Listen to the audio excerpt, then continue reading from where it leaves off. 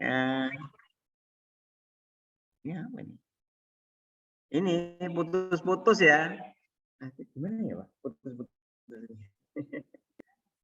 Adanya gini ya Mas Yoga. Kami kan kami berdua kan tidak mungkin di rumah gitu loh. Artinya harus masuk. Lah STPN ya seperti ini.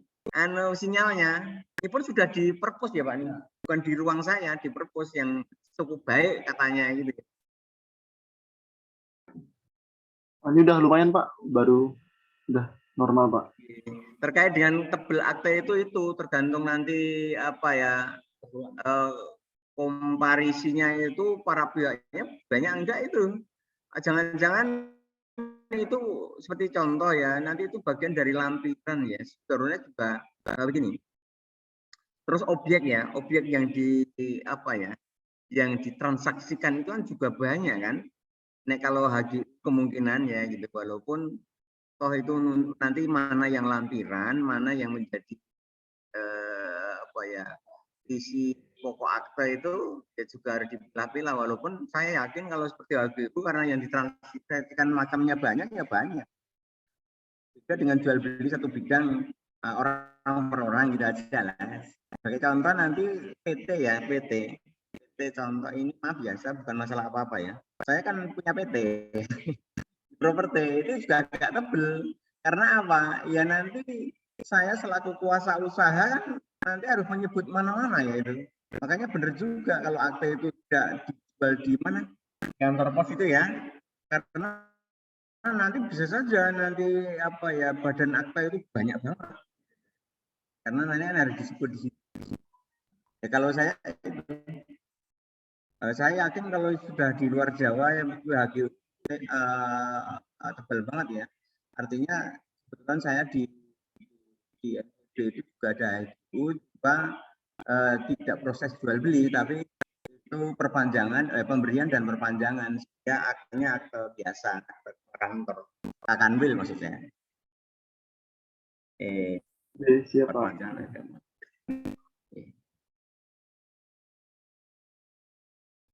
Teman-teman jangan sampai nanti bilang begini, kalau yang namanya akte itu ya hanya PPAT itu gitu loh, jangan, itu saya nggak mau gitu ya, karena akte yang dibuat oleh notaris seperti kuasa usaha dan macam-macamnya itu kan banyak ya, banyak banget.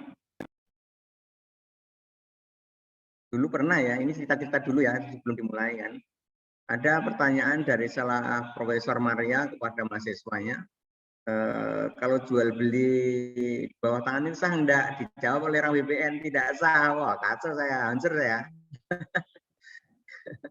Walaupun saya bukan yang bertanya ya, tapi kan tahu dia kalau saya orang BPN juga.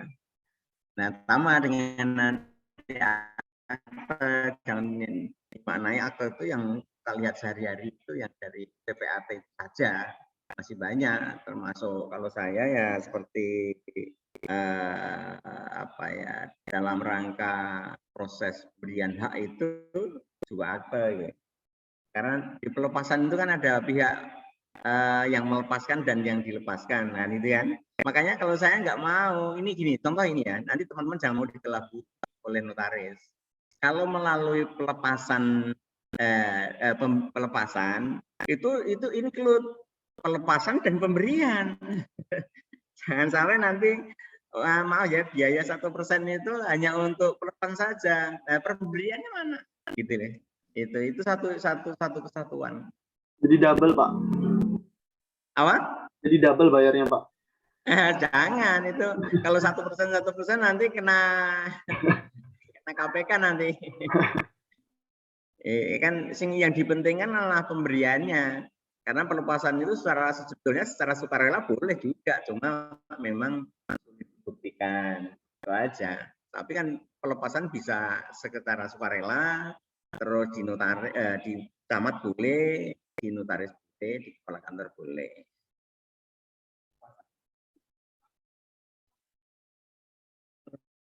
Itu dan pemberian. Makanya yang namanya 1% itu memang pelepasan dan pemberian itu satu paket. Karena munculnya kan pemberian itu. Kalau akte kebetulan akte kan langsung ya. Makanya gini, makanya biaya 1% itu sebenarnya biaya pelepasan dan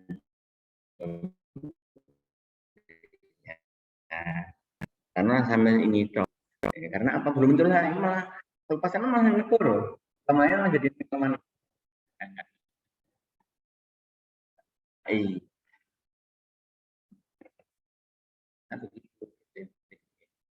Kamu jangan mau ya sih apanya. Lah yang ya honor pelepasan dan pemberian karena ya, orang itu kan akan mendapatkan ya kan bagian nah artinya kalau melalui pelepasan itu adalah dia berpasan dan iya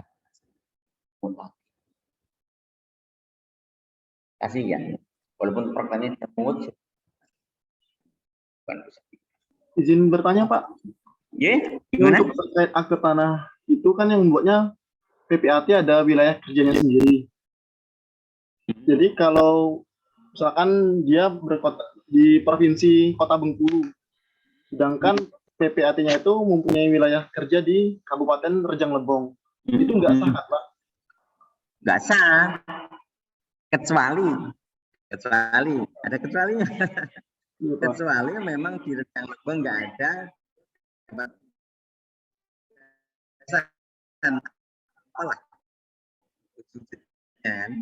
bisa saja terjadi kekosongan apa bisa terjadi cuma tetap pakai legal apa ya mungkin ada lapor lah ke pusat bahwa di sini tidak ada mungkin artinya dia melakukan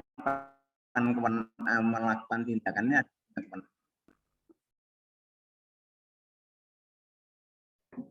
Izin Pak. Izin bertanya Pak. Ya. Nah, di sini kan saya baca ya Pak, pengertian dari akta otentik itu adalah akta yang dibuat dan diresmikan dalam bentuk hukum oleh atau di hadapan pejabat umum yang berwenang untuk berbuat sedemikian itu. Nah, beberapa kali saya temukan itu Pak, ada yang namanya pelepasan Pak, dari pemohon biasanya. Nah, itu tidak dibuat di depan pejabat ataupun di depan seperti notaris ataupun yang begitu, cuman dia bikin sendiri Pak. Kalau seperti itu apakah tetap sah Pak atau gimana Pak? Atau pelepasan itu harus pakai akta otentik? Loh, kalau bicara tentang sah kan ada di dua akte otentik dan akte bawah tangan. Dalam perdata di pasal berapa saya nggak hafal itu ya kemarin sudah sampaikan itu sah cuma lemah posisinya karena bisa diikari dan sebagainya itu aja yang masalah itu sama tadi yang kami sampaikan ada pertanyaan dari Prof Maria pada teman kita apakah jual beli bawah tangan itu sah atau tidak dijawab tidak wah kami dihabisi ya itu baik sah Bapak berarti cuma dalam ya rangka tetap sah Pak. ya cuman Nah, dalam rangka untuk pendaftar di kantor pertanahannya itu apakah boleh diterima atau mungkin sebaiknya kita suruh untuk bikin akta otentik Pak? Begini, ini kami analogkan dengan akta, kan? Akta biasa itu karena dalam rangka pendaftaran tanah itu perlu otentik masalahnya, gitu. Itu. Tadi saya sampaikan juga kan, akta jual beli itu kan sah-sah juga, cuma dalam rangka pendaftarannya tanahnya diatur di dalam PP 24 pakai akta PPAT. Itu kalau akta ya, tapi mungkin akte pelepasan ya dari notaris lah, bukan PPAT. Artinya perlu otentik, karena nanti sangat berbahaya kecuali kalau dilepaskan ke negara tidak akan ada apa-apa. Nah, boleh, monggo silahkan. Tapi kalau nanti akan ditindaklanjuti dengan perbuatan hukum yang lain, ya kita minta otentik. Baik Pak, siap. Berarti sebaiknya otentik ya Pak. Karena saya temukan itu Pak,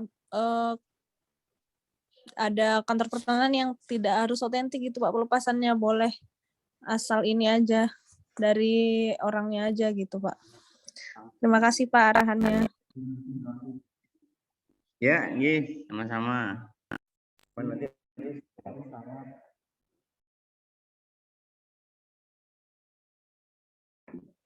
Mungkin satu lagi izin bertanya, Pak. Iya. Kebetulan perusahaan perkebunan sawit itu kan banyak induk perusahaan itu di Kota Medan, Pak. Nah, dia Iya. membuka cabang di Bengkulu, khususnya di Muko-Muko, Pak. Nah, waktu saya lihat berkasnya, diminta sama atasan untuk ngecek, banyak di notarisnya itu Kota Medan, Pak. Sementara posisi HGU di Provinsi Bengkulu. Eh, Pak. kalau terkait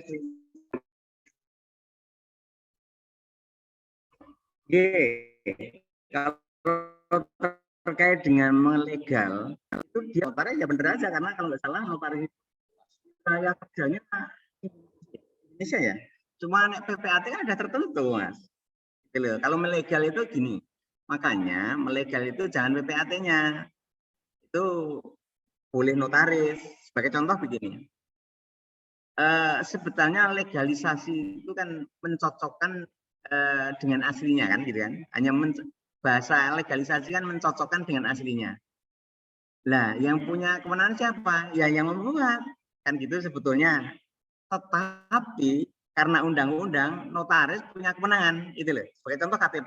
KTP kan nggak punya kewenangan, nggak membuat notaris, ya kan? Tapi karena undang-undang dia boleh melegal. Biasanya kan harus meminta asli daripada KTP. Karena fungsinya mencocokkan dari asli.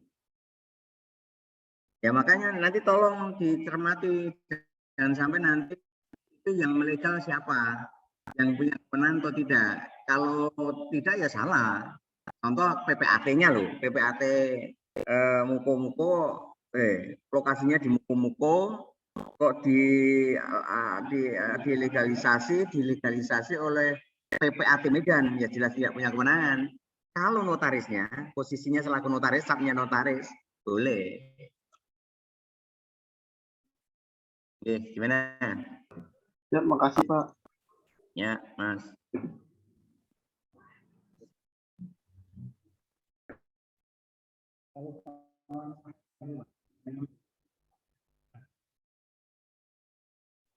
Ini Pak, mungkin Pak, tes.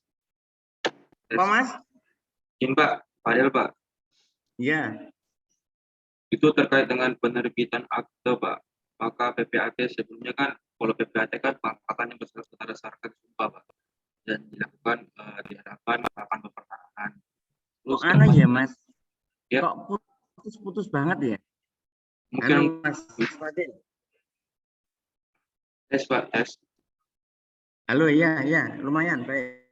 Nah, seperti kita ketahui bahwa pengangkatan PPAT itu dengan mengucapkan sumpah yang dilakukan di hadapan Kepala Kantor Pertanahan, Pak. Iya. Tapi banyak kita temui di daerah bahwasannya itu akta yang terbit itu yang terbitkan oleh rekan-rekan PPAT itu banyak di atas tanah-tanah yang sebenarnya sedang berperkara, Pak. Satu sengketa atau konflik, Pak.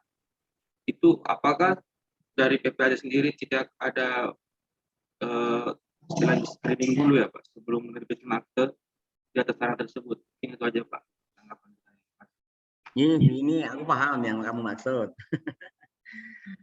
Yang namanya kita standarnya baik ya, jangan kita standar sih tidak baik.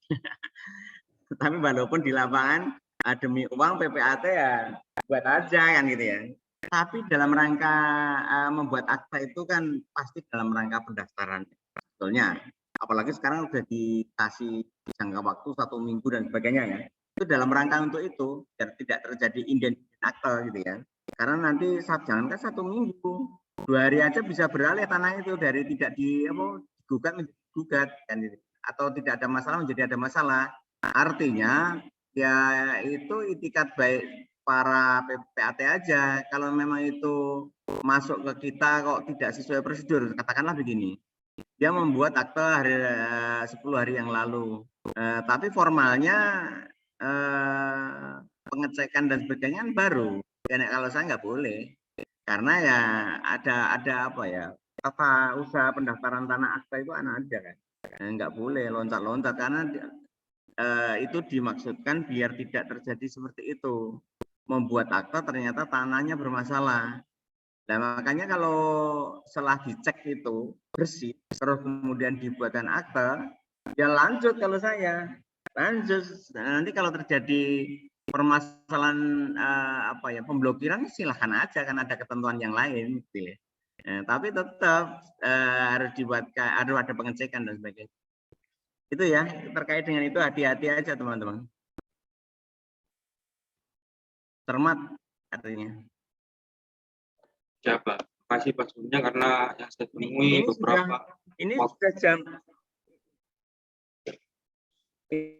Ini sudah jam 9 lebih. Nanti enggak dimulai aja ya. Halo? Siapa? Bisa kita mulai sekarang, Pak? Ya, oke. Kami mulai. Bismillahirrahmanirrahim. Assalamualaikum warahmatullahi wabarakatuh. Yang saya hormati teman-teman semua, mahasiswa, mahasiswi yang ada di daerah. Kali ini kami akan melanjutkan pertemuan yang lalu terkait dengan masalah akte. Kemarin kalau nggak salah sampai kedudukan akte, sekarang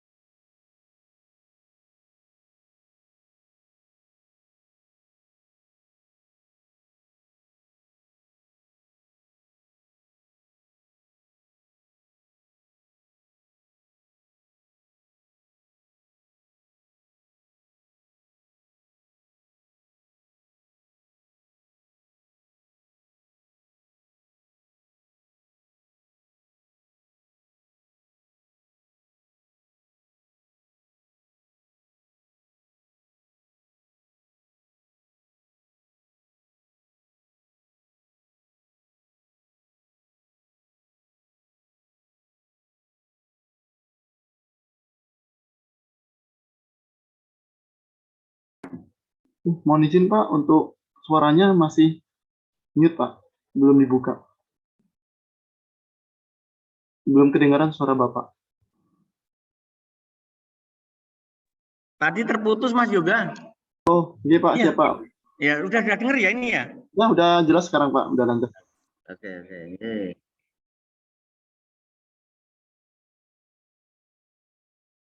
Akta ya itu menurut Undang-Undang Nomor 2 itu mantap juga bahwa akta diatur dengan undang-undang itu kan keren. Itu di dalam pasal 38 Undang-Undang 2 tahun 2014 akta itu terdiri dari akta awal atau kepala akta, badan akta, dan akhir akta atau penutup. Nanti kita baca saja ya, terus nanti kita diskusikan. Terkait dengan apa ya? Bentar. Badan akta ya, sesuai dengan pasal 38 ayat 3, badan akta. Nah, nanti kita apa ya? Kita simulasikan biar agak jelas. Badan akta itu terdiri dari 4 ya. Nama lengkap, tempat tanggal lahir dan sebagainya. Para pihak itu ya. Kemudian yang nomor 2, keterangan mengenai kedudukan bertindak penghadap. Tadi kemarin sudah disampaikan ya, kedudukannya itu untuk pribadi atau nanti perlu semacam apa ya, persetujuan atau keterangan. Isi akta yang memuat kehendak dan keinginan dari pihak-pihak yang berkepentingan. Jadi kehendaknya itu apa? Apakah dia mau jual beli, mau hibah dan sebagainya. Nama lengkap, tempat tanggal lahir serta pekerjaan, jabatan, kedudukan, tempat tinggal tiap-tiap saksi ya. Ini saksi juga disampaikan di situ terkait dengan masalah sahnya saksi. Saya kira tidak di sini ya, itu di perdata ya. Kami tidak membahas tentang sahnya saksi, tapi yang jelas bahwa akta itu perlu saksi. Itu adalah badan akta. Kemudian sesuai dengan pasal 38 ayat 4 akhir atau penutup akta itu memuat uraian tentang pembacaan akta. Ini biasa ya, dalam arti bahwa setiap akta itu harus dibacakan. Mohon izin maaf Pak, Ya, untuk share screen-nya belum muncul Pak, PowerPoint-nya. Tadi keluar. oh ya, ya. Bentar. Pak, baru muncul ya, Pak. Ya Pak Pak siapa? Bukan. Pak siapa? Pak. Bisa saya bantu Pak untuk share Iya, screen ya? dibantu ya. Tolong Iya Pak. dibantu. Iya Pak, kan udah di-share juga materi kemarin. Iya. Tolong dibantu, iya.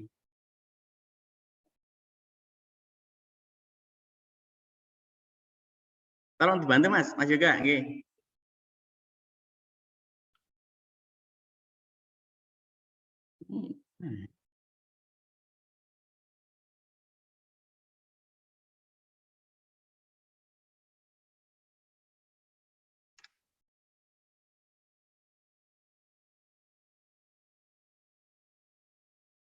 Nggih, katanya. Tadi.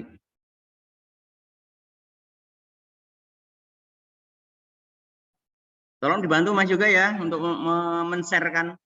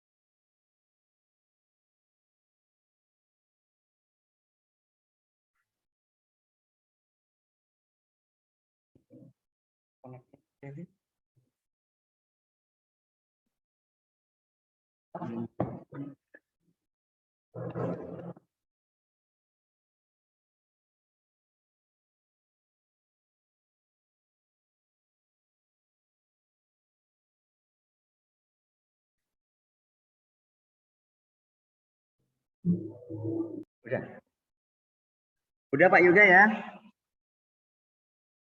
Dengar enggak Pak? Dengar ini suaranya mana?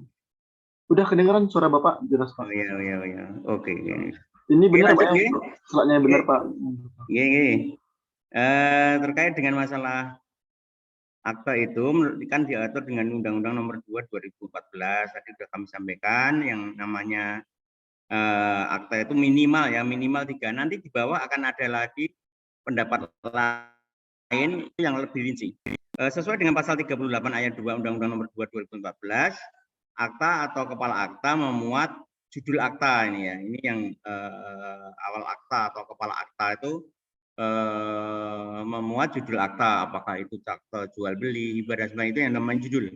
Kemudian nomor akta biasa ini jam, hari, tanggal, bulan itu di atas komparisi itu. Kemudian nama lengkap dan kedudukan notaris itu yang namanya kepala akta. Kemudian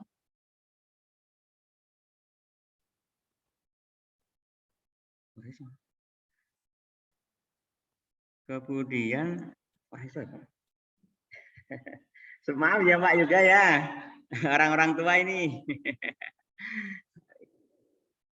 nggak bisa di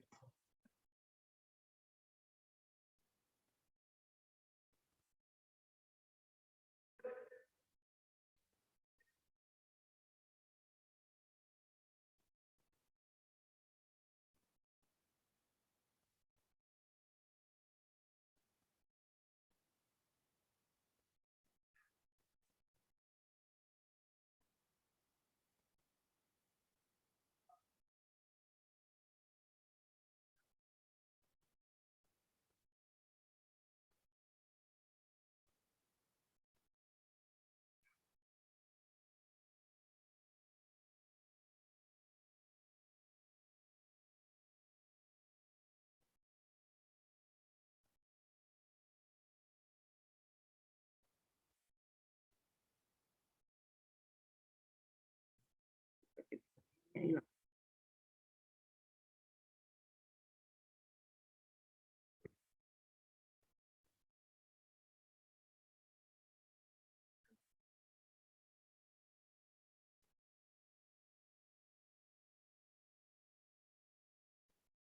Jadi mungkin bisa nggak Mas juga?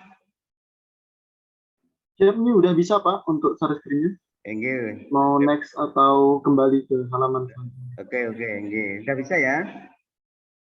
Kemudian menurut Perkaban 8/2012 ini ketilan dari undang-undang tadi, nanti dibaca sendiri ya.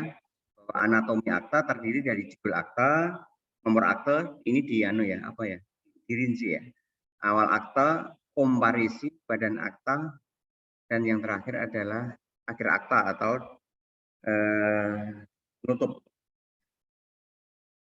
Dari sisi teknik pembuatan akta PPAT dapat dikelompokkan menjadi subjek dan objek. Kalau masalah isi nanti sebetulnya hanya terdiri dari dua, yaitu subjek atau para pihak dan objeknya. Kemudian komparisi, ini yang biasanya yang menjadi yang paling penting ya. Komparisi itu adalah bagian dari akta, bagian dari badan akta yang memuat keterangan mengenai, tadi sudah kami sampaikan ya, saya kira tidak perlu kami ulang. Ya, ini para pihak ya, identitas para pihak termasuk uraian yang dapat menunjukkan bahwa yang bersangkutan mempunyai kecakapan. Apakah dia cakap atau tidak, kan ini pada dasarnya kan yang namanya akte itu kan sama dengan perikatan itu ya. Harus memenuhi 4 unsur subjek, 2 unsur subjek dan 2 unsur objek. 2 unsur subjek itu termasuk kecakapan serta kewenangan. Kewenangan ini, kecakapan itu terkait dengan masalah diatur dengan undang-undang, itu biasanya gitu. Sebagai contoh, kalau dewasa itu untuk orang yang nikah berapa umurnya, untuk perbuatan perdata berapa, kelihatannya lain-lain sekarang. Tidak bisa dipukul rata 21 tahun. Bahkan BPN kalau nggak salah sudah mengeluarkan ketentuan bahwa kecakapan dalam membuat akta kalau nggak salah 18. Bisa dicarilah aturannya. Serta kewenangan itu apakah dia untuk dirinya sendiri atau memang perlu persetujuan atau izin. Kedudukan bertindak para pihak sehingga komparisi mengandung beberapa fungsi. Pertama, menerangkan identitas para pihak yang membuat perjanjian. Ya benar kan? Akta itu pada dasarnya juga perjanjian itu. Kemudian yang menjelaskan dalam kedudukan apa yang bersangkutan bertindak. Artinya apakah dia diri sendiri atau mungkin perlu apakah tidak diri sendiri. Dalam arti contoh, kalau sudah menikah ya pasti dia harus mendapatkan persetujuan.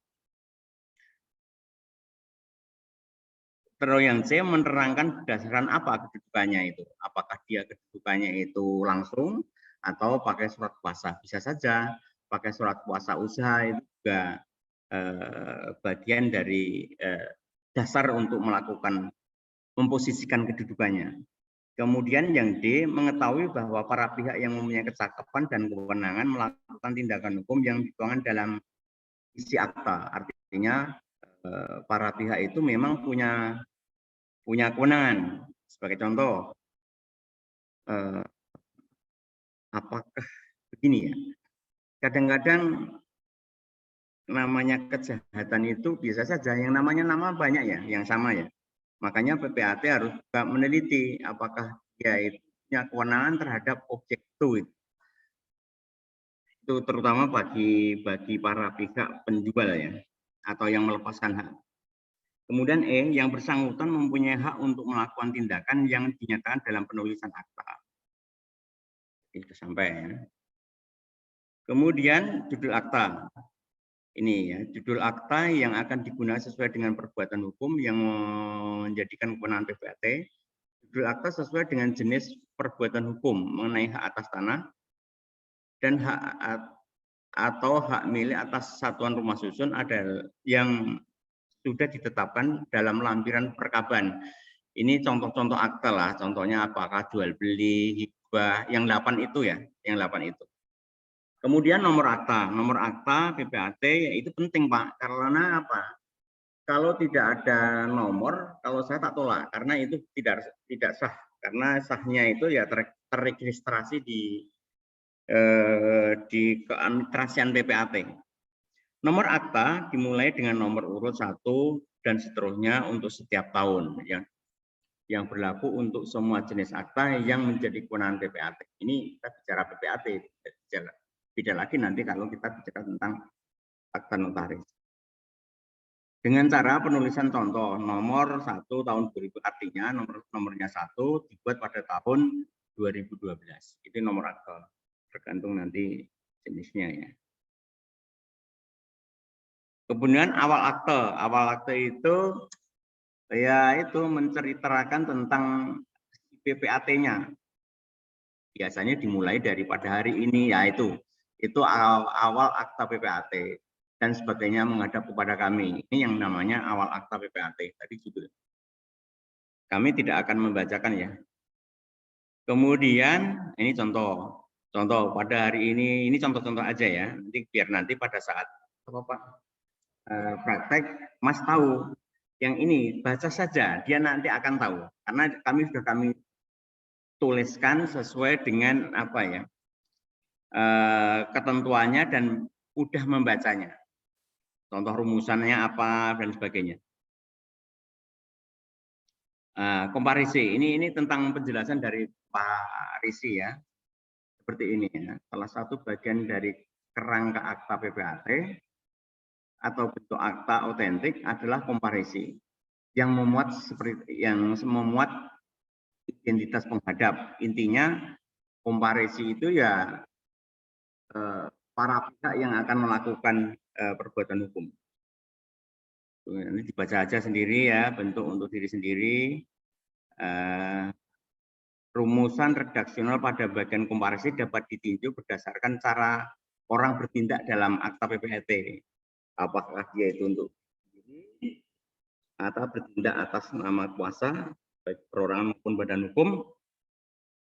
Bertindak sebagai wakil badan hukum bisa saja wakil. Bertindak untuk sebagai demi hukum, yang dimaksud bertindak sebagai wakil demi hukum itu begini. Biasanya itu pengampuan. Pengampuan itu memang kadang-kadang tidak ada hubungannya. Kalau terpaksa tidak ada hubungannya, demi hukum orang itu bisa melakukan tindakan hukum, tapi tetap mesti ada putusan sebelumnya. Sebagai contoh, kalau ada orang gila dan itu pasti walaupun dia punya kekayaan, kalau mau dijual ya mesti ada yang mengampu. Artinya ini bertindak sebagai wakil demi hukum. Atau mungkin berkombinasi antara A sampai D tadi. Berkombinasi bisa saja itu berkombinasi demi hukum, tapi juga sebagai kuasa juga bisa.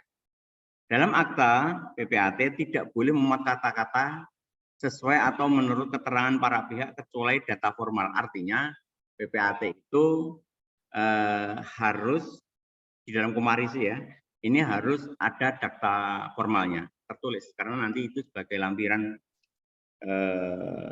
bukti formalnya. Contoh ini ya, contoh komparisi, saya kira nanti bisa dibaca sendiri. Contoh komparasi seperti ini, kemudian rumusannya seperti ini ya, sudah kami tuliskan ini Pak Kadi. Ini contoh komparasi isinya ini, kemudian biasanya terjadi di lapangan seperti ini. Sudah kami contohkan, jadi teman-teman pada saat akan praktek itu sudah punya bayangan. Ini kami, walaupun kami dan Pak Kayati ini juga sangat waktunya sangat singkat dalam rangka membuat karena penunjukannya juga singkat ya, tapi kami berusaha untuk memenuhi. Kemudian kita berbicara tentang kecakapan dan kewenangan berbeda. Ini sangat penting ya teman-teman semuanya. Ini sangat fatal apabila teman-teman tidak mencermati itu.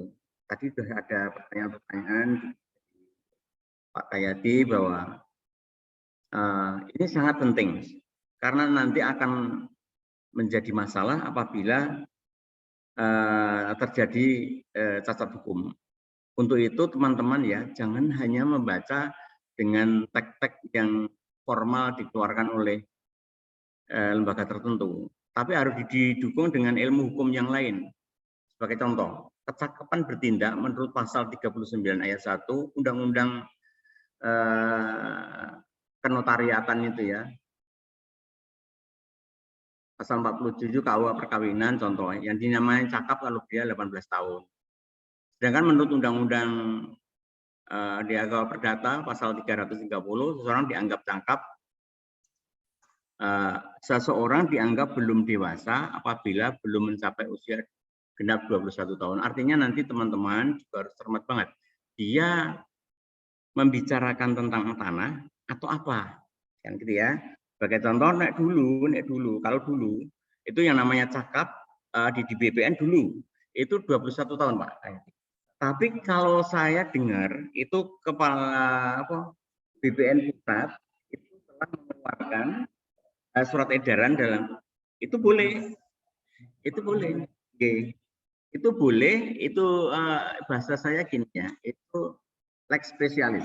Ini sebagai contoh yang di perkawinan itu juga sudah keluar dari konteks perdata itu sudah diatur dengan undang-undang perkawinan, maka yang namanya cakap itu kalau sudah 18 tahun atau kawin. Kemudian yang kedua kewenangan bertindak penting ya, dua hal ini mohon teman-teman juga harus cermat sekali apa maksudnya kecakapan bertindak dan kewenangan bertindak. Kewenangan bertindak seseorang dinyatakan punya kewenangan bertindak apabila diperbolehkan untuk melakukan perbuatan hukum. Ada kalanya sahnya perbuatan hukum diperlukan adanya izin atau persetujuan. Sebagai contoh, memang sertifikat atas nama suami, tapi dalam rangka perbuatan melakukan perbuatan hukum, dia harus mendapat persetujuan. Namun demikian juga harus memperhatikan ya objek hak atas tanah itu. Kalau kita bicara tentang hak atas tanah ya. Nanti saya harapkan dari teman-teman ada yang bertanya begini. Kalau objek hak atas tanah itu berasal dari warisan, apakah mesti atau apakah tidak perlu persetujuan istri misalnya gini ya. Nanti harusnya dibahas itu. Karena nanti jangan sampai terjebak karena gini, ilmu dasarnya memang kalau warisan itu tidak perlu persetujuan pada dasarnya karena ini adalah harta bawaan. Tapi ada tapinya. Kalau itu dalam rangka perkawinan itu diperjanjikan persatuan harta, ya hal yang lain. Artinya harus cermat benar dia ada surat lain enggak, ada bukti lain enggak. Kalau memang perjanjian kawin itu di dalamnya ada penyatuan harta, ya harus mendapatkan persetujuan. Itu. Sebagai contoh lagi begini, biasanya teman-teman terjebak di sini. Di dalam KTP, dengar ya Pak Yoga ya? Halo? Siap, udah jelas Pak suaranya. Oke. Kalau di dalam KTP biasanya teman begini Pak, ini terjadi perdebatan di kantor mana-mana. Statusnya janda kan gitu kan, atau duda kan gitu ya. Ada yang mengatakan tidak perlu persetujuan karena begini. Oh perlu, alasannya begini kan gitu ya. Ingat ya Mas, masalah perdata itu pasti hakim itu memutuskan apa yang dimohon. Kalau yang dimohon itu tentang cerai saja, ya berarti ya walaupun sudah cerai, harta itu masih milik bersama. Tapi kalau makanya ditanya, duda atau jandanya itu karena apa? Karena meninggal, atau karena cerai. Nek kalau cerai ditanya mana pembagian hartanya, atau diceraikan. Ada 3 itu ya. Oleh undang-undang diceraikan karena mungkin orangnya jahat ya, dengan istri atau suami jahat, ya bisa aja diceraikan itu. Tapi pasti ada keputusan yang lain. Artinya kewenangan bertindak itu teman-teman untuk jeli, Pak. Karena BPN itu untuk menyaring terakhir bisa saja ya, yang namanya PPAT tidak semuanya benar. Itu hati-hati. Makanya teman-teman benar-benar harus ahli di situ. Untuk itu tolong teman-teman jangan hanya mendapatkan dari perkuliahan ini, tapi baca-baca yang lain-lain. Kemudian dipahami, yang paling paham tadi. Tidak ada penjenengan akan cari yang tadi saya katakan itu, tapi itu telaahan gitu ya. Yang namanya duda atau janda itu harus dibuktikan karena apa? Karena cerai, atau mati, atau diceraikan. Itu ya. Untuk yang 2 ini tolong teman-teman sangat harus menambah ilmu dari referensi yang lain, biar nanti tidak masalah di BPN-nya. Kemudian, contoh ini, jika menikah, apakah benda yang diperoleh sebelum atau setelah perkawinan dilakukan? Apakah menikah dengan atau tanpa perjanjian kawin, ya kan? Tadi sudah kami sampaikan. Kalau ada perjanjian kawin, walaupun toh itu tanah warisan, ikuti aja perjanjian kawin itu, gitu loh. Hati-hati teman-teman, jangan sampai hanya masa apalan ya. Contoh warisan atau hibah nanti itu harus harus dilihat ya. Suatu ketika begini, Mas. Baru saja kami membagi waris ya, keluarga kami membagi waris. Di mana kakak saya dulu pernah dapat hibah dari orang tua, dia bilang begini, loh saya nggak dapat warisan kok. Lah yang namanya hibah saat meninggal itu tetap bagian dari warisan. Mohon teman-teman juga harus jeli. Walaupun toh itu hibah, nek dulu ada hubungan darah, itu bagian dari warisan. Teman-teman harus jeli juga. Itu nanti berisiko. Sebagai contoh begini, kalau dia tidak punya anak, apakah anaknya itu bisa mewarisi? Kalau itu hibah dari orang tuanya atau waris? Belum tentu. Walaupun banyak putusan hakim yang macam-macam. Jurisprudensi kadang-kadang macam-macam. Apakah merupakan pemilikan bersama atau terikat atau pemilikan bersama yang bebas? Pemilikan bersama contoh ya, kalau pemilikan bersama karena apa? Karena waris, bersama itu macam-macam. Karena waris, bisa saja, atau karena memang dia membeli untuk kepemilikan bersama. Nanti akan sebagai rumit. Sebagai contoh, kalau pemilikan bersama itu karena waris, itu nggak perlu persetujuan daripada istri atau suami subjek hukum itu. Beda lagi nanti kalau bersamanya itu berasal dari jual beli, artinya suami istri itu bagian dari orang yang punya hak. Gitu ya. Maka teman-teman harus cermat benar ya, jangan sampai nanti terjadi masalah karena ketidaktahuan kita. Di ilmunya ditambah. Kedudukan bertindak, adapun macam-macam dan bentuk kedudukan bertindak yang harus dibuat di dalam penulisan komparisi adalah sebagai berikut. Untuk dirinya sendiri, atau kuasa, atau wakil, dan sebagainya tadi sudah kami sebutkan. Kemudian objek ya. Tentang objek pada dasarnya ya. Gini, pada dasarnya sahnya objek itu kan ada 2 ya. Objeknya jelas dan halal. Itu dulu. Itu apa ya? Rumus dasar ya. Rumus dasar. Itu rumus dasarnya gitu. Perikatan itu contoh narkoba itu enggak perlu ditransaksikan, enggak boleh karena tidak halal. Dan tidak sah. Artinya objek hak atas tanah yang mau diperjanjikan itu harus jelas. Sebagai contoh tadi ada pertanyaan dari Mas Wadil bahwa tanah bermasalah itu ya jangan dibuatkan akte. Ya caranya gimana? Ya makanya ada kewajiban PPAT itu dalam rangka untuk membuat akta harus ada pengecekan itu untuk apa ya bahasanya untuk mengantisipasi apabila nanti terjadi permasalahan objek yang akan ditransaksikan itu ya. Kalau di sini setiap akta waris mencantumkan NIB, ini kami menyadur dari ilmu ya, dari aturan kita ya. Gimana kalau nanti itu zaman dulu tidak ada NIB kan gitu kan? Yang jelas kalau saya yang dicantumkan adalah nomor hak atas tanah. Itu saya kira paling simpel. Kalau SPPT PBB itu normatif. Biasanya ada Pak.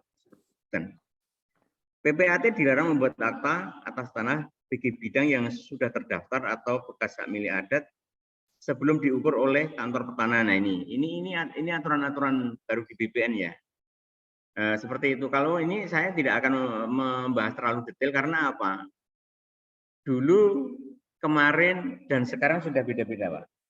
Sebagai contoh ada pertanyaan dulu ya dalam rangka untuk Pakto tahun 93 itu tanpa diukur boleh sebagian dari misalnya ini. Tapi sekarang ada keluaran seperti ini, harus ber-NIB, harus ya sudah ikuti aja dengan aturan yang baru itu.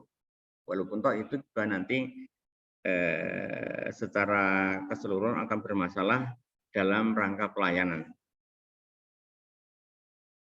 Kemudian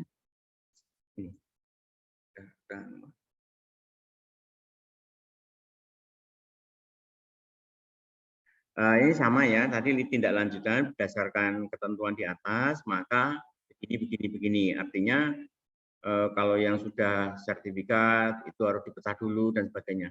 Tapi ingat loh, di BPN banyak terjadi permasalahan.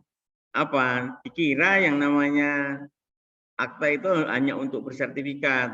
Yang belum bersertifikat ketentuannya normatifnya ada di PP 2497 boleh sepanjang begini. Mungkin itu saja ya Mas Mas Fadil, Mas Yoga dan teman-teman semuanya. Nanti kita lebih banyak berdiskusi aja dan akan ini Pak Kadi di samping saya merasa cukup dan nanti ditindaklanjuti dengan tanya jawab. Sementara kami tutup.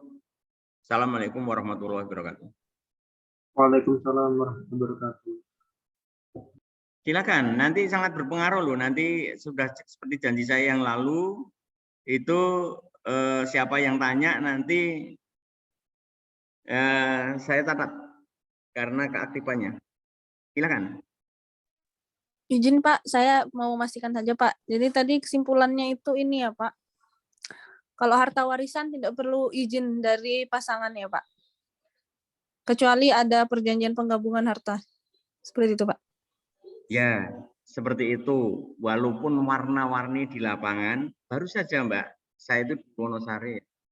Ada teman, kebetulan begini.